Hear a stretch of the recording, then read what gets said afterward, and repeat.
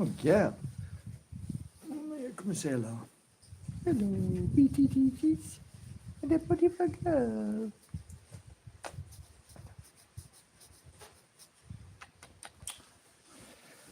Wonderful Princess Lily.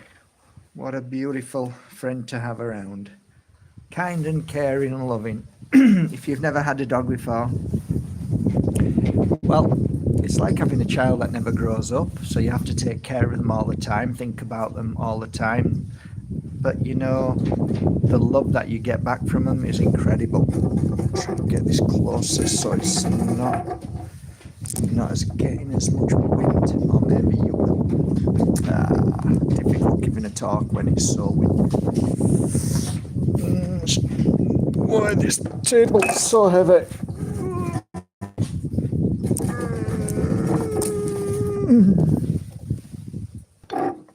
Don't know if that's going to be any better. It's behind a wall, so just made a fresh juice. Hiya everybody, fresh juice. Organic apple with ginger. Very, very, very good kick. Beautiful. So, yeah, today's bunch of questions asked, I thought, well, it'd be nice to talk about something that I talk about in the 4-day course that we do.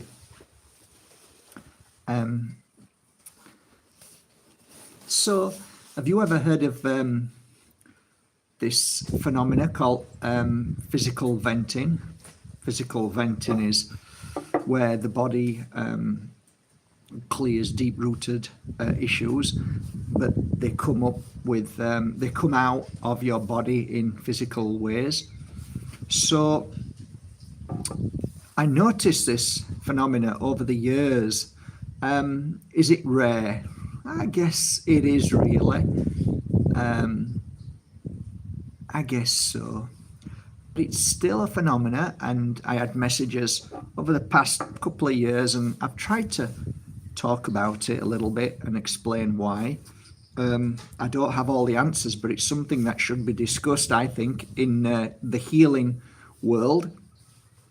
So the physical venting can be very, very mild. Sometimes you don't even notice it.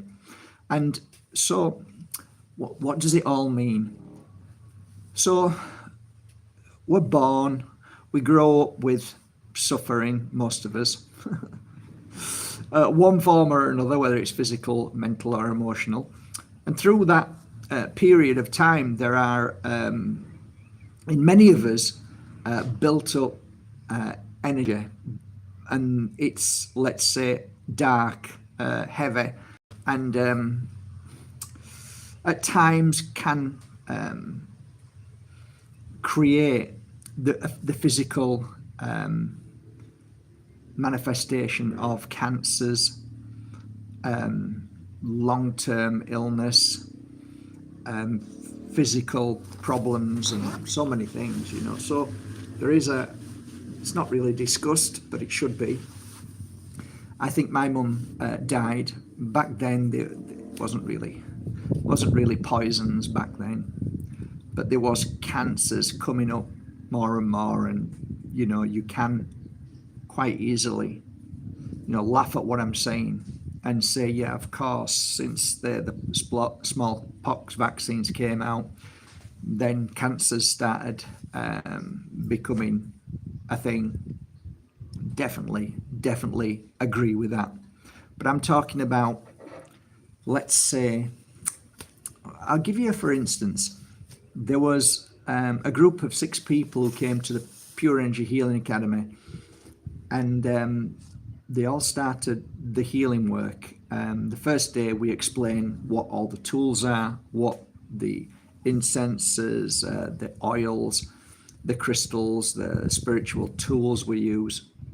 And the second day is basically participating in learning how to heal ourselves, and learning to heal others, which heals ourselves as well. So it's a win-win. So normally on day 3, midway round about I'd say 3 o'clock, a phenomena kind of kicks off, and that is where one of the practitioners, becoming a pure energy healer, literally throws up, just woof. And this became a thing through the years. It became such a thing that at one point I got the strength to say, okay guys, here's the thing. If anybody literally throws up, you must clean it up after yourself, because I didn't want to clean it up anymore. They used to run out and they were sick on the floor and somebody had to clean it up. So that was a thing. That was a real thing. So that is kind of like, I would say, probably the worst physical residue of trapped, because in that sick, it isn't just sick, there is dark energy in there as well. It's very toxic. You might say, well, it's probably the food that they ate before. You can easily say any of those things. But no, it's a mixture. Of course, it's something in your stomach, but it's also something that's been pulled out. It's the venting process of healing. And it is a thing. So that's something very physical that you can see. It's right in front of you and he's cleaning up. But there's also other things that are similar. And that is headaches. And then it becomes less evident and you have to really focus in on what it is. And sometimes it's as silly as hiccups. Hiccups is, again, another form of clearing very, very heavy built-up trauma, blocks, issues inside the body that's coming out, coupled with the healing process. So as you're healing and you're receiving healing, you're also cleaning your body out, and you really are going to root cause issues that can literally heal things that could have happened to you. So for me, I've often said I could have had full-blown cancer, but I think my body has healed because of all the healing work that I've done on clients, which inevitably is going to heal me, because whatever the energy runs through my vessel is going to go into the client. So it's bound to heal me as well. It's a fascinating subject. What happened after these beautiful souls threw up?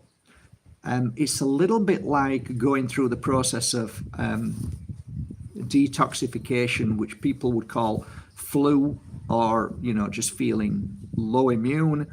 You become stronger. There's a different version of yourself because your body has cleared something that's been trapped there for a long time. So now wherever that particular block was is no longer blocked. So it's like the machine, the engine is now running fully. So instead of it having to divert from where the block was, it now runs exactly where it should do, which then heals the rest of that section, that part of the physical body. So the body runs fully correct with no issues inside the physical anymore. So that's a really wonderful thing. So ultimately, learning how to heal is very powerful, but also there are times that as you do learn how to heal yourself and heal others, there are times that you can physically see the effect of the healing process via being sick, vomiting. It's phenomenal. It really is powerful stuff. Really is powerful stuff. Everybody that I've been around, helped, guided as a healer over the years, I can honestly say all I ever saw was a positive effect, even though at times it may look a negative effect. It may seem negative at the time. And I guess being sick or cleansing and clearing your body of something would seem at the time very scary or frightening, and people wonder why, and why am I getting a headache now? Why am I not sleeping at the moment? Through the course or through wherever I am in the world, when I was doing retreats, workshops, seminars, why are people experiencing such challenging situations and moments? And in that confusion, to settle somebody down and say, look, it's very, very normal, because whatever you've been through in your life, sometimes being around a healer or being in the energy of healing can bring up a lot of stuff. So it's basically a spiritual venting. And you're not being able to sleep on a night, all the thoughts and feelings, all the weird things that are happening. But at the end of all of that, that challenge, you definitely become a stronger and better version of yourself, ready to cope with things, and you feel so much better and in so many ways, to the point where it's a life-changing moment. Because a lot of people who've gone through that, something happens that can't be written or explained, but looking back, when you look at it, you realize that was a transformational, I know it's a corny word, but it was a very, very important point of my journey. Fascinating. Blows me away. So healing is one of the things that I recommend to people, not because I'm a healer, but because I've seen the positive outcome from when people take a 4-day pure energy healing course, or whatever. I don't know about any other courses. I just know about the course that I do, the 4 days that I've created through the journey of being a healer for 2 decades. And I know it works. I can't speak for anybody else's course, but I can speak for mine. And even last week, somebody sent a message saying that I think their daughter was going through a terrible, terrible time. And she bought the course for her. I don't know if it's on a special offer at the moment. I think it always is. It's always a good price anyway. Anyway, she took the course and she said she's a different girl. And it's like, yeah, it does do that to you. It changes. Something changes. And when you're ready to do it, when you're ready to embrace healing, when you're ready to become the vessel of healing for others, it's very important. It's very, very powerful. And it can be life-changing. It really can be life-changing. And it's not about being a pure energy healer all your life. It's just about a single moment of doing something that you've never done before, to realize that life isn't what you thought it was until you do something that aligns you, not just physically, mentally, emotionally, but spiritually align you to Mother Earth, the energy that's around us, the spirit world, if you believe that. Doesn't matter if you don't believe in the spirit world, but there is an energy that's around us that when you heal, you can attune to. And when you get that precise attunement, and it might only be for a moment, it might be for a few seconds, it might be for a minute or 2 minutes, doesn't matter. Soon as soon as you get aligned to that, soon as you vibrate at that frequency, soon as you pick up that frequency, soon as that frequency picks you up or comes into your energy, and there is no evil attachments, darkness, but it's all pure, heightened vibration. It's all love and it's all healing. Once you attune to that, once you feel it, it's like it's such an inner peace, that you realize, oh, I can feel this. I did feel it.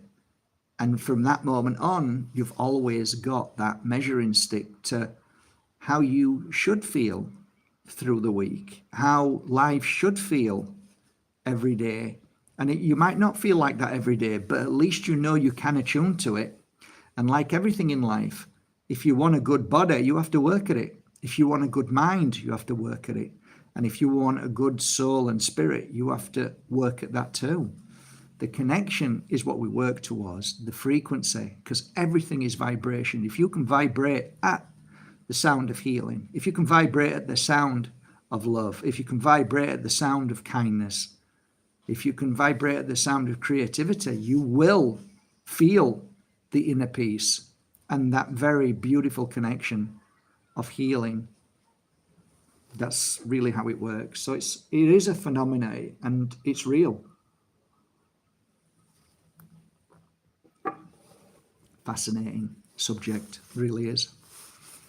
So I don't know what you're all doing today, but I'm sending you a great hug. I thought I'd just talk to you about this wonderful phenomena of cleansing and clearing. There was once a lovely lady who came. I've had quite a few ladies who have come with very, very heavy psychological issues, really bad that I didn't know of, because at the beginning I never really focused on it. I talked about it. I just used to look up and say, send the right people. I remember this woman who'd spent, I don't know, maybe since a 15-year-old, 17-year-old, she went through some trauma, and she'd never, ever stopped going for therapy and tablets, psychologists, and she was on tablets. And yes, she did the course, and after the third day, something again, that moment of, it's hard to describe. There's just a moment that overcomes you that you didn't realize existed. And I don't know if any of you have taken the course, and if you understand what I'm saying. I don't know if you do or you don't, but there is a point where it's a million words in a second. It's a million feelings in a second. That, yeah, it's a nirvana moment. It's a download moment. It's just a moment where everything is as it should be. Time and space doesn't exist. Pain and suffering doesn't exist. And, everything good, opportunities, everything wonderful, everything possible. You can go on and on about this moment. And a lot of the times that moment happened while I was giving pure energy healing, and also when we were doing the courses. And that moment normally happened where I knew that moment had happened for certain people. Some people, not all people, but some people. And what they would do, they would inevitably come towards me, hold their hands out, and we'd just hug. And it'd be that moment that you just realized they understand, they've got it now. And I've got to say, it is one of the most beautiful moments. It's a bit like when somebody's moving into the light and you give them healing and they look at you and just say, I never knew. I just never knew. It's like that moment where something's happened to them that cannot be explained, but can be felt. And it was so lovely. Grown men, strong men from, Norway, Vikings, just giving you that hug at that moment where you realize that something's happened and they're touched by, I don't say God, I just say by love. They're touched by love, and it's phenomenal, the change from that moment on. And I find most people live a longer, happier life. They're in the pursuit then of that very same energy, whether it's through physical, whether it's through what they eat or what they don't eat, and their life changes. Just to see one person that happened to is a miracle, but to see hundreds and hundreds of people go through that as a healer after a pure energy healing session, it is phenomenal. It's something that stays in your heart, and you wonder why you're here, and have I done enough? I actually think after the 5th year of healing as a pure energy healer in a little room, I used to say to my wife, then ex-wife now, I used to say, if I was to go tomorrow, I'd be happy because I've done what I've needed to do. I've done, I know that I can safely close my eyes and know that I've done more than enough. And, I'm here now, still here, and I'm 56 years old. And, there isn't a need to do anything. There isn't a need, but there is something in me that continues. It's a continuation of, doing good, because if not, what else is there? I don't think there's anything worse in my fear than to live a life eating, drinking, sleeping and working and just being selfish to myself and to those around me. There's so much more to give and do, and I couldn't think of anything worse than just being content in my own world. That's like, I'd rather just go. So I don't get when people do it. I just don't understand that. To a degree, it's like we didn't come here just for ourselves, for the selfish nature of ourselves, even though it's important to look after ourselves. It's important to give ourselves time. It's important to heal ourselves. I get all of that. But there's also a beautiful importance of the sacredness of helping your fellow brother and sister as much as you can. And by, creating, by sharing, by giving, whether it's knowledge or your energy, your thoughts, your feelings, and doing things that help create the world into a more healing planet, a healing world. There's not enough healing. There's too much darkness, and you feel it as a healer. You feel it as an empath.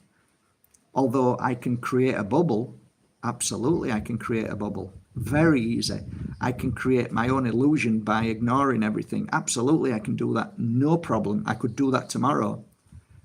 But I'd still know it's my illusion. My focus is not just on creating in this world, but it's also witnessing what is being created around what I'm creating, looking and seeing. So if somebody falls, I'm not going to ignore that. I'm going to see it and make that change by running over and lifting them up, helping them, giving them a cuddle. So there's a difference. There is a physical aspect of spirituality that says get up off your ass, and whenever you see suffering, whenever you see manipulation or darkness or lies, that you have to do something about it. And you could very easily manipulate the idea of energy and love and guidance by saying, I don't need to go over and lift that person up. I just need to send them healing and they will be healed. And I hear that in the spiritual community all the time. And thus I've never seen anybody send healing to somebody who's fallen down on the floor and help them. I've never seen that person heal and feel better, but I have seen people run over and help that person and hold them and ask them if they need anything, and do you need medical assistance, and if so, they've cut their leg, and I often talk about this one thing. Every time I talk about something like that, I always remember Germany and being in Germany with my ex-wife when I was with her. We were we'd just been somewhere. We got into a bus, and we saw the next stop, and getting onto the bus was this woman and man, and the woman fell over, and she didn't just fall over. She was an elderly woman, and when your skin gets older, it's so easy to damage that skin. And she got onto the bus after hurting herself, and she sat down, and I was looking at her leg, and literally all the skin on her knee was ripped off, and it was bleeding, and she just sat there, and she didn't do anything. And I'm looking at Susie, and I'm like, nobody did anything. They were all ignoring it. And I'm like, what's wrong with these people? I'm sorry, but that's the truth. That's what I said. So I ran to the front of the bus, and I said, there's somebody who needs medical assistance. Do you have a medical pack? He says, are you a doctor? I said, no, but she needs medical assistance. Do you have anything on here that I can help her with? And he got this medical pack out. So I ran back down. She didn't say a word. I said, can I help you? Right? And I think she said yes. So I opened it up, and I looked for bandages, looked for creams, looked for things to clean it. So I did my best. I'm not into any of these things, but I'm trying to clean the blood and the skin, and then I got the creams, antiseptic, and I squirted this and got rid of all the bits inside and squirted it, wrapped it up, and then got a pin and 2 pins, and it took me about 10 minutes. We were on this anyway. I think she said thank you, and I went back, and when the bus, when it was her turn to get off, she got off, and there was a guy sat on another seat who'd knocked her over accidentally, and then I realized they were together. That was the wife and husband, and I was in shock. The guy didn't even acknowledge her really bad cut. I mean, it was about that big. It was huge. So you can imagine I was feeling sick, but I was in shock, and I can't just stand there looking at this poor lady not saying anything. It just made me realize something very wrong in Germany for these people just to do that. And I noticed the same thing when there was a group of people all waiting for the light to change from red to green on the zebra crossing, and I was on the other side, and I looked both ways, and they were literally, it was one long road for at least half a mile both ways. There was no cars, and they were all stood there waiting for the green light to come on. So I started laughing as I'm walking across the road, and they're looking at me as if I'd just killed somebody. Now that's what you call programming. That's what you call brainwashing. So yeah, that's the difference, I guess, between some of us who are not programmed and those that are programmed. And the program is very, very deep and intense. But yeah, that's it. I'm wishing you all a lovely, lovely day today. Whatever you're doing, always be as kind as you can and as good as you can for the sake of our fellow brothers and sisters. And I guess it's the only thing is to keep that love alive, that natural instinct that's been constantly beaten out of us. So we become AI technology, which then becomes easier for them to stick a chip inside us and to say, yeah, do whatever you want to do, because we have no longer got any effort or any willpower or any connection to the consciousness to be able to think for ourselves and do the right thing, you know. And it certainly seems as it's going in that direction, especially with kids now, with children being attacked at such a young age with AI technology. sticking a phone in their hand now. They just live in a virtual reality of no understanding of life and love and kindness, and they're now becoming so separated with humanity, with nature, with the connection of who we should be to each other, that they're now becoming AI zombies with no concept of doing anything other than obeying a black screen and doing what they're told. And thus it's so much easier to control those that are no longer children. The child has been taken away because of AI. And of course, you know, it is dark and it is demonic. There's no two ways about it. And if you can't see it, then you're obviously brainwashed into that same energy. So there you go. That's my 2 pence today. Sending you all a big cuddle. Take care of yourselves. And yeah, be the light in times of darkness, which you are. Well done. See you tomorrow.